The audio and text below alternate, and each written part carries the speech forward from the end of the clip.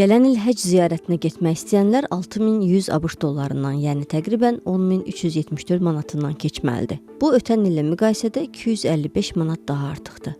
10 min olandan sonra indiki vaxtda necə gedərlər? Qaldırırlar özləri istədikləri kimi. Əlbəttə, xarici ölkələr bağında Azərbaycanda o qiymət həddindən artıq bahadır. Son 10 ildə ziyarət paketlərinin qiyməti təxminən 220% artıb. Hazırda bir nəfər üçün olan ziyarət paketi qiymətinə 2013-cü ildə 3 nəfər ziyarətə gedə bilirdi. Azərbaycanda həcc ziyarətinin təşkili yalnız Qafqaz Müsəlmanlar İdarəsinə məxsusdur. Azərbaycanda ümrə ziyarətini tur şirkətləri təşkil edə bilir, amma həcc üçün bu keçərli deyil. Azadlıq Radiosu 2023-cü ildə bu məsələni araşdıranda turizm ekspertləri demişdi ki, ziyarəti Qafqaz Müsəlmanlar İdarəsinin təyin etdiyi məbləğdən 2 dəfə aşağı qiyməti təşkil etmək mümkündür. İllərdir ümrə ziyarəti təşkil edən şirkətlər Qafqaz Müsəlmanlar İdarəsinə müraciət edib, amma mənfi cavab alıblar. İdarə bu ilki qiymətdəki artımı Bahalaşma və Səudiyyə Ərəbistan Krallığında müvafiq qurumların yeni xidmətləri ilə əlaqələndirib.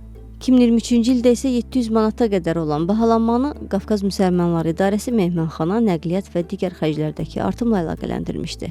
2022-ci ildə həcc ziyarəti zamanı 6 milyon 884 min manatdan artıq vəsait toplanıb. 2022-ci ildən sonraki illər üzrə rəsmi məlumat yoxdur. Müstəqil iqtisadçılar hesabatlığın olmamasını qeyri-şəffaf fəaliyyətlə əlaqələndirməkdədir. Bir çox ölkədə zəvvarlar üçün alternativ bir neçə özəl şirkət var.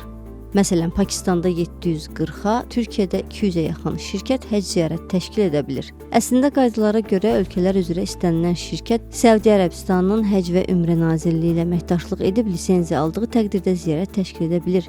Qiymətlərin çoxalması fonunda həcc ziyarəti üçün ayrılan kvotalar isə azalıb. 2014-cü ildə bu rəqəm 3600 nəfər idisə, 2025-ci ildə 1250 nəfərə enib.